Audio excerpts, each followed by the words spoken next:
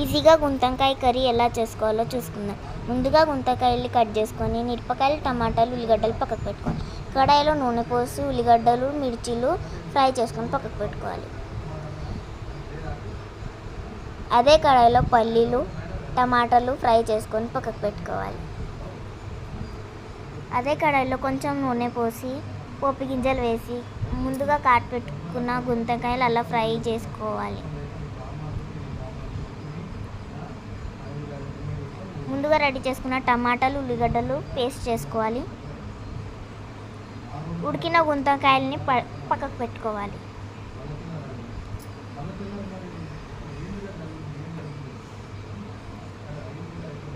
అదే కడాయిలో కొంచెం పోపు గింజలు వేసి మసాలా ఆకు వేసి ముందుగా రెడీ చేసుకున్న ఉల్లిగడ్డ పేస్ట్ వేసి